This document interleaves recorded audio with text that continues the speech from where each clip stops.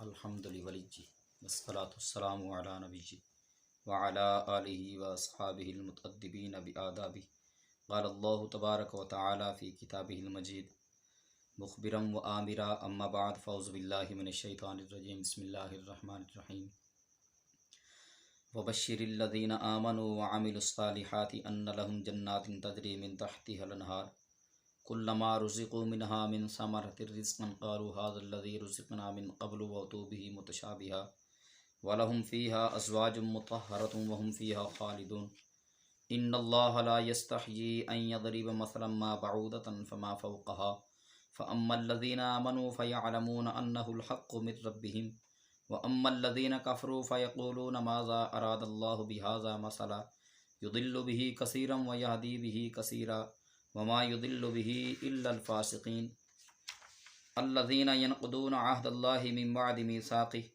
ويقطعون ما أمر الله به أن يوصل ويفسدون في الأرض أولئك هم الخاسرون آمنت بالله صدق الله العظيم۔ ناظرین کرام، آج ہم سورہ بقرہ کی آیت نمبر 25 سے لے کر آیت نمبر 27 تک ترجمہ و تفسیر مختصر آپ کے گوش گزار کریں گے۔ اللہ تعالی ہمیں اس پر عمل کی توفیق عطا فرمائے اور مجھے اس پر حق اور سچ بیانی کی توفیق عطا فرمائے۔ اللہ رب العزت نے قرآن مجید برہان رشید فرقان حمید میں ارشاد فرمائے وبشر الذین آمنوا وعملوا الصالحات، اور آپ خوشخبری سنا دیں ان لوگوں کو آمنو جو ایمان لائے، وعملوا الصالحات اور نیک عمل کیے، صالح عمل کیے، ان لہم جنات تجری من تحتها الانہار، بے شک ان کے لیے باغات ہیں، جنات باغات ہیں، ایسے باغات تجری من تحتها الانہار جن کے نیچے نہریں بہتی ہیں، جن کے نیچے نہریں جاری ہیں، بہتی ہیں، کلما رزقوا منها من ثمرۃ الرزق، جب رزق دیا جائے گا ان کو کھانے کے لیے، ان کو پھل دیے جائیں گے اس باغ سے جو جنت کے باغات ہیں، قالوا هذا الذي رزقنا من قبل، تو جنتی لوگ یہ کہیں گے کہ یہ تو وہی ہے جو ہمیں دیا گیا تھا، من قبل اس سے پہلے، وَأُتُوا بِهِ مُتَشَابِهًا اور ان کو دیا گیا تھا اس سے ملتا جلتا، وَلَهُمْ فِيهَا اور ان کے لیے اس میں، کس میں، جنت میں، ازواج مطہرتوں پاک بیویاں ہیں، وہم فیہا خالدون اور وہ اس میں ہمیشہ رہیں گے۔ وبشر الذین آمنوا اور آپ خوشخبری سنا دیں محبوب کن لوگوں کو، آمنو جو ایمان لائے، اور ایمان لانے پر صرف اکتفا نہیں کیا بلکہ وعاملوا الصالحات اور اچھے عمل بھی کیے۔ خوشخبری کس چیز کی سنانی ہے؟ فرمایا ان ایسے باغات کی جن کے نیچے نہریں جاری ہیں۔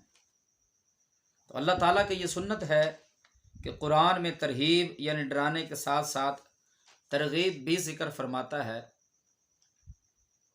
اس کام پر لگانے کے لیے بندے کو اللہ تعالیٰ راغب بھی کرتا ہے۔ اس لیے کفار اور ان کے اعمال اور عذاب کے ذکر کے بعد مومنین اور ان کے اعمال و ثواب کا ذکر فرمایا اور انہیں جنت کی بشارت دی۔ صالحات یعنی نیکیاں وہ عمل ہیں جو شرعاً اچھے ہوں، ان میں فرائض اور نوافل سارے کے سارے داخل ہیں، وہ بندہ فرض پڑھے یا نفل ادا کرے، وہ مستحبات ہوں، جو کچھ بھی ہو، وہ نیک عمل تو سارے عمل صالح کے اندر داخل ہیں، سب کو صالحات نیکیاں کہا جائے گا۔ یہاں بھی ایمان اور عمل کو اللہ تعالیٰ نے جدا جدا بیان فرمایا، ایمان کا ذکر علیحدہ فرمایا اور اللہ رب العزت نے عمل کا ذکر علیحدہ فرمایا، جس سے یہ بات ثابت ہوئی کہ عمل اور چیز ہے، ایمان اور چیز ہے۔ عمل ایمان کا جز نہیں ہے۔ بعض احباب جن کے دل کے اندر یہ وسوسہ پیدا ہو جاتا ہے کہ عمل اور ایمان ایک ہی چیز کا نام ہے، نہیں، عمل اور چیز کا نام ہے، ایمان اور کی چیز کا نام ہے۔ عمل صالح تب ہی اجر و ثواب بنتا ہے، نیکی کے لیے जन्नत का बंदा तब ही हकदार बनता है जब अमले के साले के साथ साथ बंदा ईमान वाला भी हो। तो अल्लाह रब्बुल इज़्ज़त ने अमले साले के साथ ईमान को शर्त करार दिया। अगर ईमान नहीं तो अमले साले का कोई फ़ायदा नहीं। इस वजह से सबसे पहले ईमान है, ईमान लाने के बाद अमले साले को अल्लाह ताला ने बयान फरमाया। एक काफिर है, दुनिया के अंदर किसी अच्छे काम को ईजाद किया, शुरू किया, करता रहा, तो अल्लाह ताला दुनिया के अंदर ही उसको उसकी जज़ा और उसका बदला अता फरमाएगा। आखिरत में उसको कोई हिस्सा नहीं है। आखिरत में हिस्सा उसको तब मिलेगा जब दुनिया में रहकर पहली शर्त पर अमल करेगा, ईमान लाएगा, ईमान लाने के बाद अच्छे अमल काबिल कबूल है उसके। और आगे फरमाया वो तो भी मुतशाबिहा, और उन्हें मिलता जुलता फल दिया गया। तो जन्नत के फल रंगत में आपस में मिलते जुलते होंगे, रंग उनके एक जैसे होंगे, एक दूसरे से मिलते जुलते होंगे। जन्नत के अंदर जो अल्लाह ताला बंदों को फल अता फरमाएगा, मगर ज़ायके के अंदर वो अलग अलग होंगे। जो जन्नत का आम है वो दुनिया के आम से अलग है, उसका जायका भी अलग है। जो जन्नत के अंदर सेब दिया जाएगा, अनार दिया जाएगा, जो भी फलों में से कोई फल दिया जाएगा, हर फल का जायका अलग होगा, लेकिन उनकी रंगत मिलती जुलती होगी। इसलिए एक दफ़ा मिलने के बाद जब दोबारा फल मिलेंगे ना, तो जन्नती ये कहेंगे ये फल तो हमें जनाब पहले मिल चुका है, मगर जब वो खाएंगे तो उससे नई लज्जत हासिल करेंगे वो, और उससे उनको पता चलेगा कि पहले जो खाया था वो फल और है, जो अब खाया वो फल और है, और उनका लुत्फ बहुत ज़्यादा हो जाएगा। और इसका ये भी माना बयान किया गया कि उन्हें दुनियावी फलों से मिलते जुलते फल दिए जाएंगे। दुनिया के अंदर जो आम दिया गया था वो ये कहेंगे कि शायद ये वही आम है और उसका जायका उसी तरह का है, लेकिन जन्नत का आम और दुनिया का आम ज़मीन और आसमान का फ़र्क है। दुनिया का सेब और जन्नत का सेब ज़मीन और आसमान का फ़र्क है। दुनिया के अंगूर और जन्नत के अंगूर ज़मीन और आसमान का फ़र्क है। दुनिया का अनार, जन्नत का अनार ज़मीन और आसमान का फ़र्क है। बहर सूरत जो भी फल दिया जाएगा, जन्नती ये कहेंगे वो तो भी मुतशाबी, हाँ हमें से तो पहले मिलता जुलता फल दिया गया। तो मिलता जुलता अल्लाह फरमाएगा ठीक है, उनसे मिलता जुलता फल दिया गया जाएगा, लेकिन जब वो खाएंगे उसकी लज्जत और जायका महसूस करेंगे तो वो कहेंगे कि दुनिया का फल तो कुछ भी नहीं था जो अल्लाह ताला ने जन्नत के अंदर हमें जायकेदार फल अता फरमाया। तो ये माना इसका यह भी बयान किया गया कि उन्हें दुनियावी फलों से मिलते जुलते फल दिए जाएंगे ताकि वो उन फलों से मानूस रहें, लेकिन जन्नती फल जायके में दुनियावी फलों से बहुत आला होंगे। और आगे फरमाया वाज़वाज मुतहरा, उनके लिए पाकीज़ा बीवियाँ होंगी।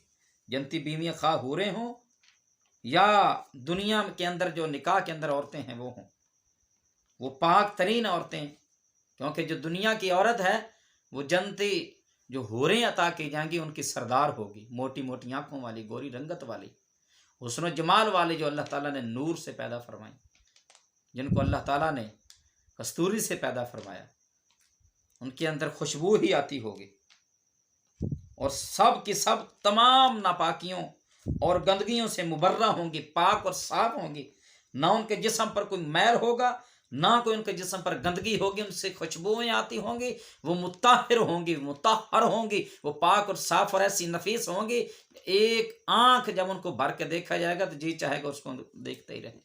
अल्लाह ताला दुनिया के अंदर जो नेक अमल किए उसके इवज़ आखिरत के अंदर जन्नत के अंदर खुदा तआला ऐसी हूरें अता फरमाएगा, ऐसी बीवियाँ अता फरमाएगा। और उसके साथ ही वो बदमजाजी और बदखुल्की से भी पाक होंगी। उनका अखलाक जो बिगड़ा हुआ नहीं होगा, उनका मिजाज कुरख्त नहीं होगा, मिजाज उनका बड़ा ही नरम होगा, दिल को लुभाने वाला होगा, और हुस्न सलूक करने वाली होंगी, हुस्न अखलाक वाली होंगी, अच्छे अखलाक वाली होंगी।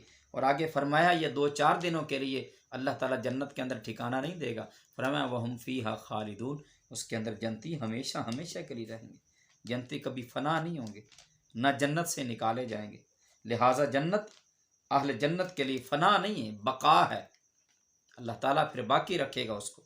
और आगे अगली आयत में फरमाया इन्नल्लाह ला यस्तही अन यदरिम मसलन मा बऊदतन फमा फौकहा, बेशक अल्लाह ताला हया नहीं फरमाता अन यदरिम मसलन मा बऊदतन, ये कि वो मिसाल बयान फरमाए मच्छर की, फमा फौकहा, या उससे भी परले दर्जे की मच्छर की मिसाल बयान फरमाए, या उससे बढ़कर किसी और चीज़ की मिसाल बयान फरमाए। फ़अम्मल्लज़ीना आमनू, बहरहाल वो लोग जो ईमान लाए, फ़यअलमून, वो जानते हैं, अन्नहुल हक़्क़ु मिन रब्बिहिम, बेशक वो मिसाल बयान फरमाना हक है उनके रब की तरफ से। व अम्मल्लज़ीन कफ़रू, और बहरहाल वो लोग जिन्होंने कुफर किया, फ़यक़ूलून माज़ा अरादल्लाहु बिहाज़ा मसला, वो कहेंगे अल्लाह ताला ने इस मिसाल के साथ क्या इरादा फरमाया, अल्लाह ताला का इरादा क्या है यह मिसाल देने का। युदिल्लु बिही कसीरम व यहदी बिही कसीरा, फरमाया इसी के साथ अल्लाह ताला गुमराह कर देता है बहुत ज़्यादा लोगों को, और हिदायत देता है इसके साथ कसीर लोगों को। वमा युदिल्लु बिही इल्लल फासिकीन, और अल्लाह ताला गुमराह नहीं करता मगर फासिकीन को, नाफरमानों को। सिर्फ अल्लाह ताला नाफरमानों को गुमराह करता है, ईमानदारों को और अपने महबूब के ग़ुलामों को रब गुमराह नहीं करता। इन्नल्लाह ला यस्तही, अल्लाह ताला, बेशक अल्लाह ताला से हया नहीं फरमाता। जब अल्लाह ताला ने सूरह बकरा के दूसरे रकू के अंदर मुनाफिकों की दो मिसालें बयान फरमाई ना, तो मुनाफिकों ने ये एतराज़ किया था कि अल्लाह ताला की शान से बुलंद तर है कि ऐसी मिसालें बयान फरमाए, अल्लाह ताला को ज़रूरत क्या पेश आई कि मिसालें देकर बयान करे। और बाज़ उलमा ने फरमाया जब अल्लाह ताला ने कुफार के माबूदों की कमज़ोरी को मकड़ी के जालों वगैरह की मिसालों से बयान फरमाया ना, तो काफिरों ने उस पर एतराज़ किया। इसके रद्द के अंदर यह आयत करीमा नाज़िल हुई, क्योंकि मिसालों का बयान हिकमत के मुताबिक और मजमून को दिल नशीन करने वाला होता है, और माहिरीन कलाम का ये तरीका है, इसलिए मिसाल बयान करने पर एतराज़ करना उनका गलत था। किसी भी बात को समझाने के लिए मिसाल दी जाती है। जब मिसाल के बगैर तो बंदे की जो अकल है वो फ़हम फिरासत के अंदर बात ही नहीं आती बंदे की। इस वजह से अल्लाह ताला ने मिसालें बयान फरमाई ताकि मिसालें समझ कर उनको समझ आ जाए कि ये जो अल्लाह ताला ने पीछे मुनाफिकीन की मिसाल बयान फरमाई कि जब उनके लिए रोशनी होती है चलने लगते हैं, जब अंधेरा हो जाता है तो अंधेरे के अंदर वो, जब रोशनी हो जाती है तो उस रोशनी के अंदर वो चलने लगते हैं, जब अंधेरा हो जाता है तो अंधेरे के अंदर रुक जाते हैं। तो मेरे दोस्तों, तमामी अल्लाह रब्बुल इज़्ज़त ने जो मिसालें बयान फरमाई तो ये सारी की सारी हक थी। जब ईमान वालों ने ये बातें सुनी तो कहने लगे कि एक एक लफ्ज़ हक और सच है जो अल्लाह ताला ने बंदों को समझाने के लिए बयान फरमाया। तो काफिरों ने उसका मजाक उड़ाना शुरू कर दिया। तो अल्लाह रब्बुल इज़्ज़त फरमाता युदिल्लु बिही कसीरा, अल्लाह बहुत से लोगों को इसके ज़रिए गुमराह करता है। इन अल्फाज से काफिरों को जवाब दिया गया है कि मिसालें बयान करने से अल्लाह ताला का क्या मकसूद है, और इसके अलावा मोमिनों और काफिरों के मकूलों इसकी दलील है कि कुरानी मिसालों के ज़रिए बहुत से लोग गुमराह होते हैं जिनकी अकलों पर जहालत का गलबा होता है, जिनकी आदत सिर्फ ज़िद, मुकाबलाबाजी, इनकार और मुखालफत होती है, और कलाम के बिल्कुल माकूल, मुनासिब और मौका महल के मुताबिक होने के बावजूद वो उसका इनकार करते हैं। और इन मिसालों के ज़रिए अल्लाह ताला बहुत से लोगों को हिदायत देता है जो गौर व तहकीक के आदी होते हैं और इंसाफ के खिलाफ बात नहीं कहते, जो जानते हैं कि हिकमत यही कि अजीमुल मर्तबा चीज़ की मिसाल किसी कदर व कीमत वाली चीज़ से और हकीर चीज़ की मिसाल किसी अदना शय से दी जाती है। जैसा कि ऊपर आयत नंबर 17 के अंदर हक की मिसाल नूर से और बातिल की मिसाल अल्लाह ताला ने तरीक़ी और अंधेरे से दी है। तो नज़ूल कुरान का असल मकसद तो हिदायत है ना, लेकिन चूँकि बहुत से लोग अपनी कम फहमी की वजह से, कम इल्मी की वजह से, कज रवी की वजह से कुरान को सुनकर गुमराह भी होते हैं। लिहाजा इस एतबार से फरमाया कि कुरान के ज़रिए बहुत से लोग गुमराह भी होते हैं। इससे साबित हुआ कि हर बंदा कुरान पढ़कर हिदायत वाला नहीं होता। आज सोशल मीडिया के ज़रिए इस पुरफितन दौर के अंदर मुख्तलिफ ज़राए के मुख्तलिफ तरीक़ों से मुसलमानों को गुमराह करने की कोशिशें की जा रही हैं। पढ़ते वो भी कुरान हैं, पढ़ते हम भी कुरान हैं, लेकिन कुरान पढ़ने और समझने के अंदर फ़र्क होना चाहिए कि असल के अंदर कुरान का मफहूम बदलने की वारदात कौन कर रहा है और कुरान को सही अंदाज में समझाने का तरीका कौन अपना रहा है, ये हमें सोचना चाहिए। हर एक बंदा कुरान पढ़ने वाला जो होता है वो बंदा मोमिन नहीं होता। ये मुनाफिकीन का पुराना तरीका है कि वो ऐसा तरीका इख्तियार करते हैं कि मोमिन ये समझते हैं कि शायद ये मुसलमान हैं और हमें राय रास्त पर लाना चाहते हैं, लेकिन वो राय रास्त पर नहीं लाते बल्कि बंदे को गुमराह करने की कोशिश करते हैं। इस वजह से ऐसे हथकंडों से, ऐसे लोगों के जाल में फंसने से बेहतर है कि किसी आलिम रब्बानी की सोहबत में रहा जाए, ताकि अल्लाह ताला ऐसे तागूती पंजों के अंदर, ऐसे तागूती जालों के अंदर फंसने से अल्लाह ताला हमें महफूज फरमाएगा। इस वजह से अल्लाह रब्बुल इज़्ज़त ने फरमाया युदिल्लु बिही कसीरम व यहदी बिही कसीरा, यही कुरान है कि इसके ज़रिए अल्लाह ताला बहुत ज़्यादा लोगों को गुमराह कर देता है और बहुत ज़्यादा लोगों को हिदायत नसीब फरमा देता है। और आगे फरमाया वमा युदिल्लु बिही इल्लल फासिकीन, वो उसके ज़रिए صرف نافرمانوں کو گمراہ کرتا ہے، ایمان والوں کو گمراہ نہیں کرتا۔ صرف شریعت کے اندر فاسق اس نافرمان کو کہتے ہیں جو کبیرہ گناہ کا مرتکب ہو۔ فسق کے 3 درجے ہیں، فاسق کی 3 قسمیں۔ جب بندہ فاسق ہو جاتا ہے تو کس کیٹیگری کا فاسق ہوتا ہے؟ فرمایا ایک ہوتا ہے فاسق تغابی، وہ یہ ہے کہ آدمی اتفاقیہ کسی کبیرہ گناہ کا مرتکب ہو جائے اتفاقیہ طور پر، اور اس کو برا ہی جانتا رہا، گناہوں سے سرزد ہو گیا اتفاقی طور پر، اس نے پلاننگ کے ساتھ گناہ نہیں کیا، اتفاقی طور پر اسے گناہ ہوا ہے اور اس کو گناہ کو برا بھی جان رہا ہے، پہلے بھی جانتا تھا اب بھی جان رہا ہے، تو یہ فسق کا پہلا درجہ یہ تغابی ہے۔ دوسرا انہماک، کبیرہ گناہوں کا عادی ہو گیا، کبیرہ گناہ کو کبیرہ بھی سمجھتا ہے پھر بھی گناہ کا مرتکب ہوتا ہے اور اس سے بچنے کی پرواہ بھی نہیں کرتا، تو یہ انہماک ہے، منہمک ہو جانا، اتنا مشغول ہو جانا، اتنا مگن ہو جانا کہ نیکی کی خبر ہی نہ رہنا۔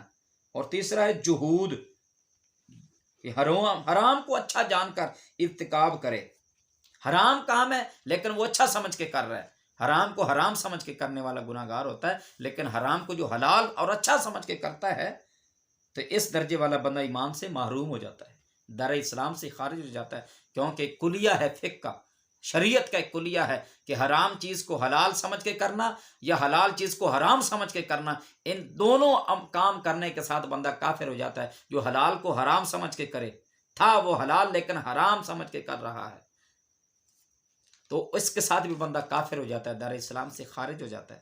اور جو حرام کو حلال سمجھ کے کرے اس کے ساتھ بھی بندہ دار اسلام سے خارج ہو جاتا ہے۔ اس وجہ سے حرام کو حرام سمجھنا چاہیے اور حلال کو حلال سمجھنا چاہیے۔ پہلے 2 درجوں میں جب تک سب سے بڑے کبیرہ گناہ یعنی کفر و شرک کا ارتکاب نہ کرے وہ مومن اور مسلمان رہتا ہے۔ پہلی جو 2 قسمیں تغابی اور انہماک، ان دونوں کے اندر اگر بندہ فسق کا شکار ہو جائے تو بندہ مومن رہتا ہے، شرط یہ کہ وہ کفر کی طرف نہ جائے۔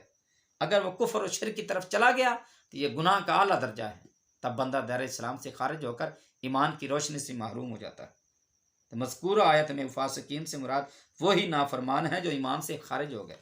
تیسری قسم مراد یہاں پہ جہود ہے، کہ جنہوں نے کفر کیا، مشرکوں کے ساتھ شرک کیا، در اسلام سے خارج ہو گئے، تو رب فرماتا ہے وما یضل بہ الا الفاسقین، اللہ تعالیٰ ایسے فاسق کہ جو جہود تک پہنچ چکے ہوں، تیسری قسم فاسقین کی، تو تیسری قسم کے اندر جو چلا جاتا ہے بندہ ایمان کی روشنی سے محروم ہو جاتا ہے۔ اور آگے فرمایا الذین ینقضون عہد اللہ من بعد میثاقہ، وہ لوگ جو توڑ دیتے ہیں اللہ تعالیٰ کے وعدوں کو، من بعد میثاقہ، اس کے پکا کرنے کے بعد، وَيَقْطَعُونَ مَا أَمَرَ اللَّهُ بِهِ أَن يُوصَلَ، اور کاٹتے ہیں اس کو جس کو اللہ تعالیٰ نے جوڑنے کا حکم دیا ہے، وَيُفْسِدُونَ فِي الْأَرْضِ، اور زمین کے اندر فساد پھیلاتے ہیں، اولئک هم الخاسرون، فرمایا وہی گھاٹا پانے والے لوگ ہیں، وہی خسارہ پانے والے لوگ ہیں، وہی نقصان اٹھانے والے ہیں جنہوں نے اللہ تعالیٰ کے مقرر کیے ہوئے رستے کو چھوڑا، جس چیز کو رب نے جوڑنے کو حکم دیا اس کو کاٹنے کی کوشش کی، جس کو اللہ تعالیٰ نے وعدے کے طور پر یاد فرمایا اس کو توڑنے کی کوشش کی، تو ایسے لوگوں کے بارے میں رب نے فرمایا وہ بڑے گھاٹے کے اندر ہیں۔ الذین ینقضون عہد اللہ، وہ جو اللہ کا عہد توڑتے ہیں، اس سے وہ عہد مراد ہے جو اللہ تعالیٰ نے گزشتہ آسمانی کتابوں کے اندر حضور سید عالم صلی اللہ علیہ وسلم پر ایمان لانے کے متعلق فرمایا تھا۔ یہ قول یہ ہے کہ عہد 3 طرح کے ہیں۔ پہلا وعدہ وہ جو اللہ تعالیٰ نے تمام اولاد آدم سے لیا تھا، الست بربکم، تو سب نے کہا تھا قالوا بلا، رب نے فرمایا تھا کیا میں تمہارا رب نہیں ہوں؟ تو ساروں نے کہا کیوں نہیں، تو ہمارا رب ہے، تو اس کی ربوبیت کا اقرار کیا سب نے۔ اس کا بیان سورہ اعراف آیت نمبر 172 کے اندر ہے۔ دوسرا عہد اللہ تعالیٰ نے اپنے انبیاء کرام علیہم السلام سے لیا، تو یہ صرف اللہ تعالیٰ کے نبیوں اور رسولوں کے ساتھ خاص تھا۔ رسالت کے رب تعالیٰ سے وعدہ کیا تھا نبیوں نے کہ ہم اور اللہ تعالیٰ کا حکم بجا لائیں گے، رسالت کی تبلیغ کریں گے، دین قائم کریں گے، تو اس وعدے کا اللہ تعالیٰ نے سورہ احزاب آیت نمبر 7 کے اندر بیان فرمایا۔ اور تیسرا وعدہ اللہ تعالیٰ نے علماء کے ساتھ خاص فرمایا، یہ صرف علماء کے ساتھ خاص ہے کہ حق کو نہ چھپائیں گے، ہمیشہ جو بات ہے وہ ڈنکے کی چوٹ پر کریں گے، بمبانگے دوہل بول کر وہ بات کریں گے۔ اس کا بیان اللہ تعالیٰ نے سورہ آل عمران آیت نمبر 187 کے اندر فرمایا۔ ما امر اللہ بھی، چیز کا اللہ تعالیٰ نے حکم دیا، تو جن چیزوں کے ملانے کا حکم دیا گیا وہ یہ ہیں کہ نمبر 1 رشتہ داروں سے تعلقات جوڑنا. تو جو اللہ تعالیٰ نے رشتہ داروں سے تعلقات جوڑنے کا حکم دیا ہے، جو اس کو کاٹے، رب نے فرمایا وہ گھاٹے کا سودا کر رہا ہے. نمبر 2 فرمایا مسلمانوں کے ساتھ دوستی اور محبت کرنا. تو جو مسلمانوں کے ساتھ دوستی اور محبت ختم کر دے، تعلقات کو توڑ دے، تو اس نے اللہ تعالیٰ کے عہد و پیمان کو توڑا ہے، لہٰذا وہ بھی گھاٹا اٹھانے والوں کے اندر ہو جائے گا. اور نمبر 3 فرمایا تمام انبیاء کرام علیہ السلام کو ماننا. تو جو سارے اللہ کے نبیوں کو نہیں مانتا، کسی ایک نبی کو مانتا ہے، بقیہ کو نہیں مانتا، وہ بھی گمراہ ہے، وہ بھی گھاٹا پانے والا ہے، وہ بھی نقصان اٹھانے والا ہے، خسارہ پانے والا ہے. اس بندے کو بھی رب تعالیٰ نے فرمایا وہ بھی نقصان اٹھانے والا ہے جو نبیوں میں سے کسی کو مانے اور کسی کو نہ مانے. ہمارا تو ایمان ہے نا، آمنت باللہ و ملائکتہ و کتبہ و رسلہ، کہ ہم ایمان لائے اللہ تعالیٰ پر،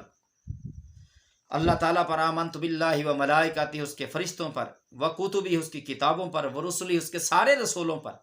تو سارے رسولوں پر ایمان لانا بھی ایک ضروری ہے، جس کی وجہ سے اللہ تعالیٰ بندے کو جنت عطا فرما دیتا ہے. اور نمبر 4 فرمایا تمام کتابوں کی تصدیق کرنا اور حق پر جمع ہونا. اس کا رب تعالیٰ نے حکم فرمایا تھا کہ تم نے ساری کتابوں کو حق جاننا ہے، ساری کتابوں کی تصدیق کرنی ہے اور حق جان کے ان پر یقین کرنا ہے اور ان کی تعلیمات پر عمل کرنا ہے. لیکن کچھ لوگوں نے آسمانی کتابوں کی تعلیمات کو چھوڑ دیا، تعلیمات کو پس پشت ڈال دیا.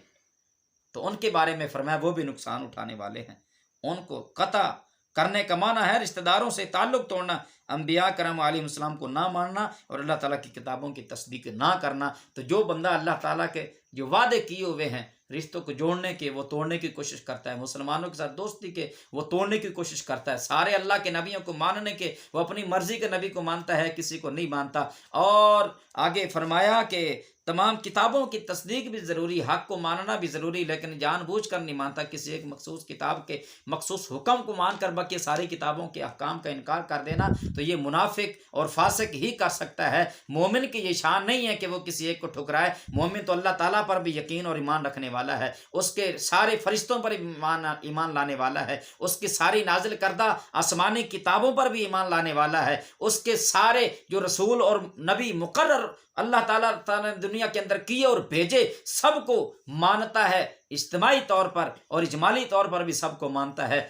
تو یہ میرے دوستوں اور بھائیوں، ہر ایک وہ حکم جو اللہ تعالیٰ نے فرمایا، جس چیز کو جوڑنے کا ہمارا حق بنتا ہے کہ ہم اس کو جوڑیں، جس کو جوڑنے کے بعد کوئی بندہ توڑ دے تو وہ مسلمان، وہ لوگ جو متقی جو پرہیزگار ہوتے ہیں ان کی صف سے نکل جاتا ہے، وہ فاسقین کی صف کے اندر شامل ہو جاتا ہے. اللہ تعالیٰ جس انداز میں ہمیں اپنی ذات کو منوانا چاہتا ہے، اپنے رسولوں کو، اپنی کتابوں کو، اپنے نبیوں کو، اپنے فرشتوں کو منوانا چاہتا ہے، ہمیں اس انداز میں سب کو مان کر ایمان پر ثابت قدمی اور استقامت نصیب فرمائے. آمین. وما علیہ الا البلاغ المبین.